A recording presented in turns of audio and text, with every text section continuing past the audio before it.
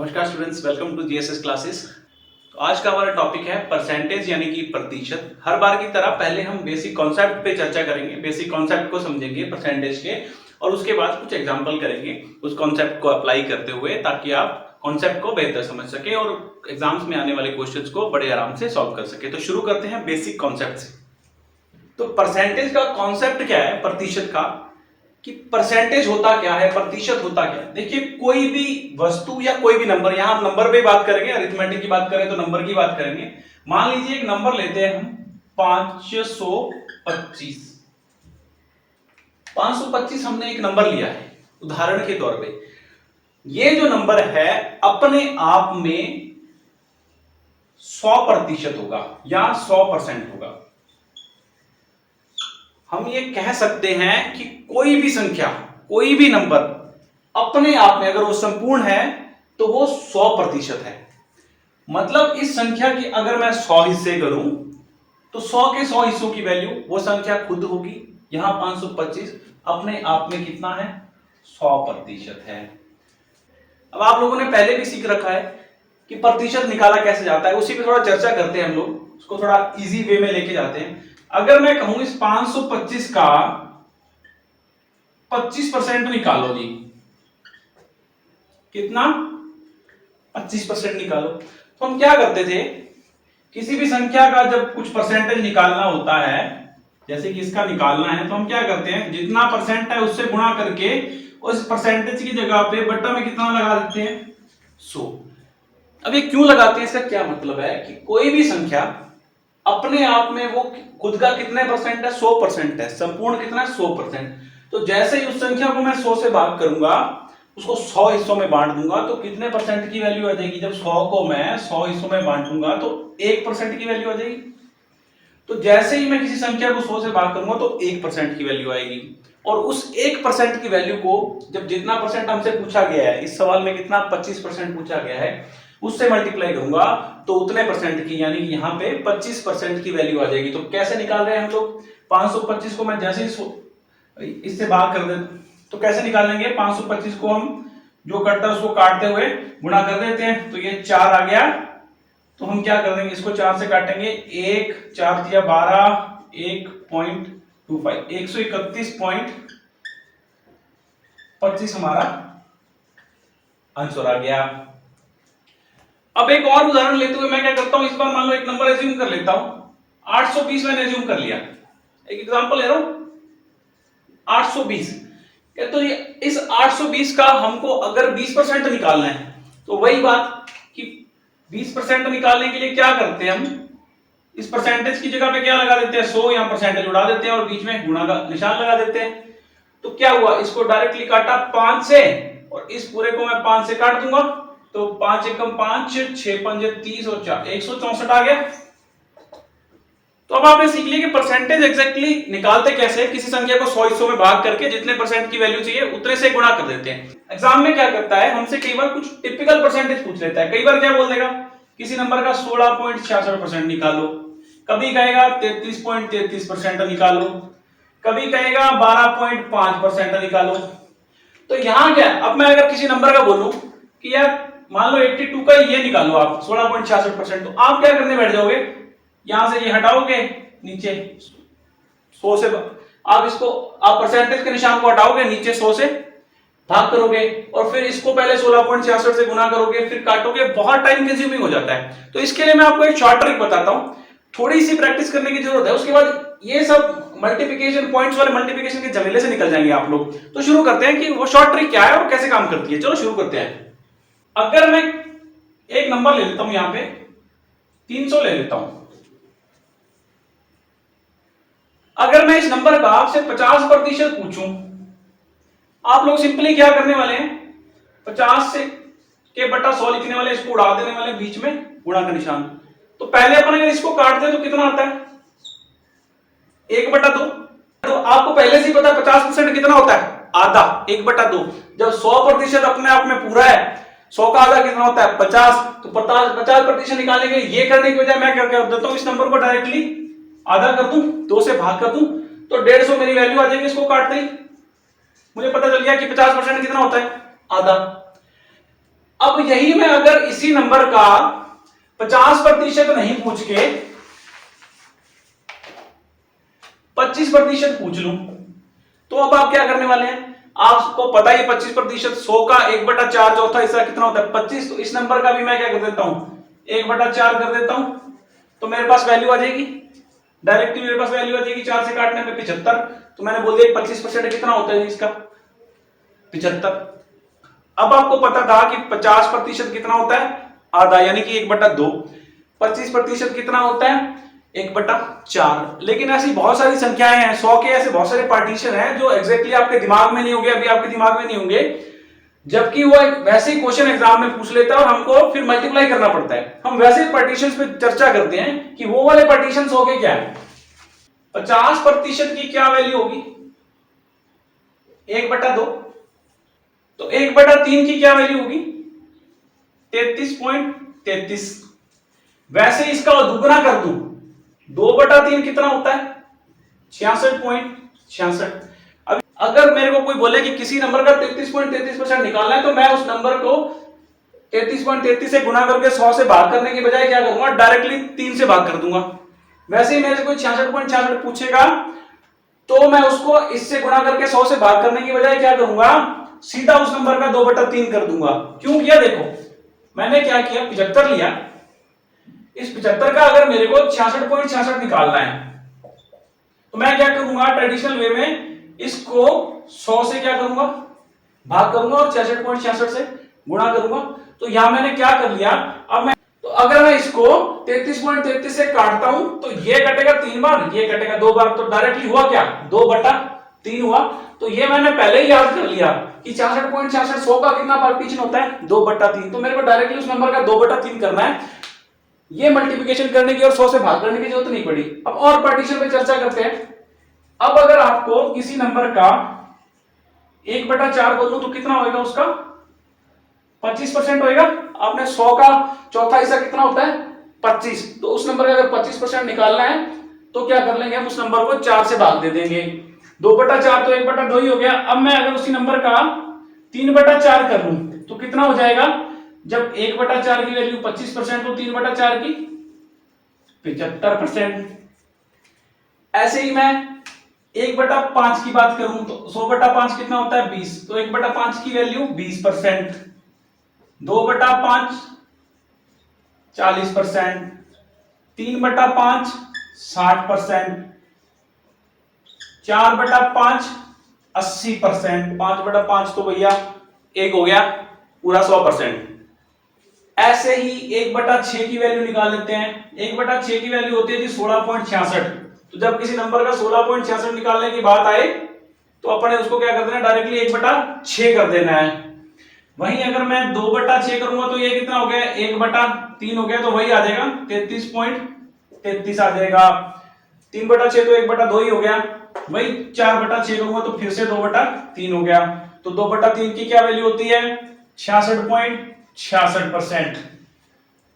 और 4/3 आप लोग सीख ही चुके हैं, 75%। ऐसे ही आपको 100 के पार्टीशंस कुछ याद रखने हैं, ताकि जब एग्जाम में ऐसा कुछ पूछा जाए, कोई टिपिकल परसेंटेज पूछा जाए, तो भैया आपको मल्टीप्लाई करने के बजाय डायरेक्टली आप उस नंबर का पार्टीशन कर लो और आंसर पे आ जाओ। ऐसे ही अगर मैं 1/7 की बात करूं, तो इसकी क्या वैल्यू होती है? 14.28। ऐसे ही अगर मैं 2/7 की बात करूं, तो वो कितना हो जाएगा? इसका दुगना हो जाएगा, 28.56, या इसको 57 भी लिख सकते हैं। ऐसे ही 100 इसका मल्टीप्लिकेशन होता जाएगा। और ऐसे टिपिकल नंबर्स का अगर आपसे परसेंटेज पूछ लेता है, किसी भी नंबर का एक टिपिकल परसेंटेज पूछ लेता है, मान लीजिए एक नंबर कोई भी बोल देता है आपको कि भैया 63 का 28.56% निकालो, तो आप अगर ट्रेडिशनल वे में क्या करेंगे? इसको पहले 28.56 से गुणा करके 100 से भाग करेंगे, जबकि ऐसा करने की जरूरत ही नहीं है। अपने को पता है 28.56 की वैल्यू कितनी होती है? 2/7। इस सारे को काट दो भैया, इसका क्या कर दो? 2/7 कर दो। कितना आ गया? 18। तो अगर आपको ये चीज याद होगी, तो आप सेकंड्स में निकाल लेंगे, वरना पहले मल्टीप्लिकेशन में जाएंगे और आपका कुछ टाइम खराब हो जाएगा, जबकि आपको टाइम ही तो बचाना है। चलो एक और पार्टीशन के, अगले पार्टीशन के बारे में थोड़ी सी डिस्कस करते हैं। 1/8 की क्या वैल्यू होती है? 12.5%। 1/8 की क्या वैल्यू है 12.5%, 2/8 तो 1/4 ही हो गया, 3/8 की क्या वैल्यू होगी 37.5%। ऐसे ही आपको देखो ये याद करने की भी जरूरत नहीं है, आप मल्टीप्लिकेशन अपने दिमाग में चला सकते हैं इजीली, आपको थोड़ा सा प्रैक्टिस कर लेंगे तो आपको ये चीजें याद रहने लग जाएंगी। क्या है, सिंपली अपन यहां 100 से भागी तो कर रहे हैं, परसेंटेज की वजह से क्या कर रहे हैं 100 से भाग कर रहे हैं इस नंबर को। जब 100 से 8 को भाग करूंगा तो 12.5 आएगा, और इस 12.5 का मैं 3 गुना करता हूं तो 37.5 आ जाता है। ऐसे ये नंबर चलते रहते हैं, आप एक टेबल बना लीजिए और उन नंबर को एक बार देख लिया कीजिए, बाकी ये कोई रट्टा मारने वाली चीज है नहीं है, आपको बेसिकली पता है कि बस 100 से भाग ही करना है उस नंबर को। जब आपके पास असली में क्वेश्चन आएगा तो ऐसे टिपिकल नंबर से आपको मल्टीप्लाई करके टाइम खराब नहीं करना पड़ेगा। तो अब कुछ एग्जांपल्स करते हैं परसेंटेज से रिलेटेड, ताकि परसेंटेज के कॉन्सेप्ट को बेहतर वे में समझ पाए। तो शुरू करते हैं पहले एग्जांपल से। तो हमारा एग्जांपल कह रहा है जी कि सरोज है कोई, वो हर महीने 72,318 रुपए म्यूचुअल फंड में डाल देती है, म्यूचुअल फंड में इन्वेस्ट कर देती है, और ये जो अमाउंट है उसकी सैलरी का कितना है, उसकी इनकम का 17% है। तो हमको क्या करना है, उसकी सैलरी ज्ञात करनी है, सैलरी फाइंड करनी है। तो देखो भाई सोल्यूशन की तरफ अगर बढ़े तो जो भी उसकी सैलरी होगी, अगर वो 100% है, फुल वैल्यू क्या है उसकी सैलरी, और उसका सिर्फ 17% कितना है 72,318 रुपए, 72,318 रुपए सैलरी उसकी अगर 100% है और इस नंबर की वैल्यू 17% है, तो 1% की वैल्यू निकालने के लिए जब ये नंबर 17% है तो इसको 17 से भाग करूं तो कितने परसेंट की वैल्यू आएगी 1% की, और उसकी सैलरी जब अपने आप में पूरा नंबर है 100% है तो उसको 100 से गुना कर दूंगा तो उसकी सैलरी की वैल्यू आ जाएगी।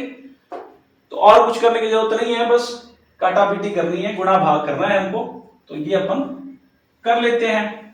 तो इसको 17 से काटता हूं मैं, 4 2 5 4, और इसको 100 से गुणा कर देता हूं तो 425400, ये उसकी सरोज की जो सैलरी आ जाएगी, कितनी आ गई है 4,25,400 रुपए, बहुत कमाती है ये। तो चलो अपन बढ़ते हैं अगले एग्जांपल की तरफ। हमारा अगला एग्जांपल कहता है कि price of a TV inclusive of 9% sales tax is 13,407 rupees, find original price of the TV. Hindi में बात करें तो इसका मतलब है एक कोई टीवी है, उसकी जो सेल्स प्राइस है वो कितनी है 13,407, इसमें क्या जुड़ा हुआ है 9% टैक्स जुड़ा हुआ है। तो हमसे पूछ रहा है भैया टैक्स के बिना उसकी ओरिजिनल प्राइस कितनी है उसकी टीवी की। देखो आप बाजार में कोई भी चीज लेने जाते हैं आपको टैक्स देना पड़ता है उस पर, अभी क्या चल रहा है जीएसटी, हम जीएसटी देते हैं। तो अगर किसी चीज की प्राइस 100 रुपए है और उस पर 18% जीएसटी लग रहा होता है तो अपन कितना देते हैं 100 रुपए प्लस उसका 18%, यानी कि उस वैल्यू का 118% हम चुका के आते हैं, जिसमें 18 रुपए ऊपर वाले क्या होते हैं टैक्स के, 100 रुपए हमारी ओरिजिनल उस चीज की कीमत होती है। यही इस एग्जांपल में बस फिगर अलग है। मान लो उस टीवी की ओरिजिनल प्राइस अगर 100 रुपए होगी, 100% होगी अपने आप में जो भी वैल्यू होगी उसकी, 100% में कितना जुड़ा हुआ है 9% टैक्स जुड़ा हुआ है। तो जो ओरिजिनल अभी जो मार्केट प्राइस उसकी आ रही है, जो बेचने का जो रेट है वो कितना है कुल वैल्यू का 109% है, और जो उसकी ओरिजिनल प्राइस है बिना टैक्स के वो कितनी होगी 100%। तो ये जो 13,407 है ये कितने परसेंट की वैल्यू है 109 की, और हमको कितने परसेंट की निकालनी है 100 की। तो भैया सिंपल सा है, इसको डिवाइड कर दूंगा मैं 1 2 3, तो मेरे पास 123 को 100 से मैं कर दूंगा गुणा, तो 12,300 रुपए उसकी ओरिजिनल प्राइस टीवी की क्या है आ जाएगी। अगला हमारा एग्जांपल क्या कहता है जी, difference between 31% of a number and 13% of the same number is 576।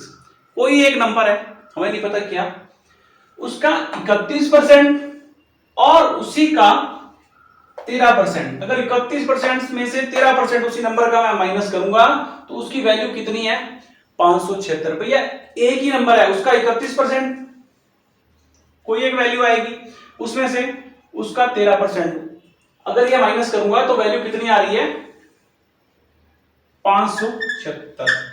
इसमें परसेंटेज की वजह से बिल्कुल भी परेशान होने की जरूरत नहीं है, क्योंकि भैया 31% और 13% का जो डिफरेंस है वो उस नंबर का जो इन दोनों नंबर्स का डिफरेंस है उतने परसेंटेज के बराबर ही होगा। 31 माइनस 13 करूंगा तो कितना आ जाएगा 18%।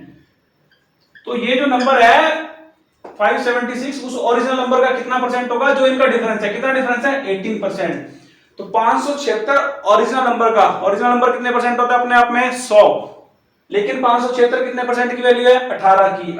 इसको 18 से भाग दूंगा तो कितने परसेंट की वैल्यू आ जाएगी 1 की। पूरा नंबर निकालने के लिए यानी कि 100% की वैल्यू निकालने के लिए 100 से कर दूंगा गुना। तो अभी काट देता हूं, 18 तिया 54 बच गया 3, फिर 36 से 18 दूना 36, तो 32 से 32 बार कट गया ये, तो 32 को 100 से गुणा कर दूंगा तो 3200 हमारा क्या आ गया ओरिजिनल नंबर आ गया, और यही हमारा आंसर भी है।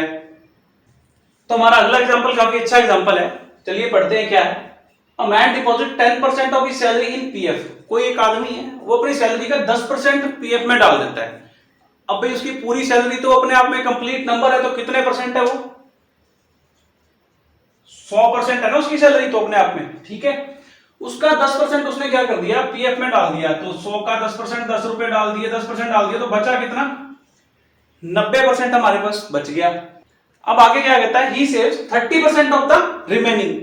कहता बचे हुए का 30% वो सेव कर देता है, इस बचे हुए का सेव करता है, ना कि टोटल का, क्योंकि रिमेनिंग लिखा है उसने।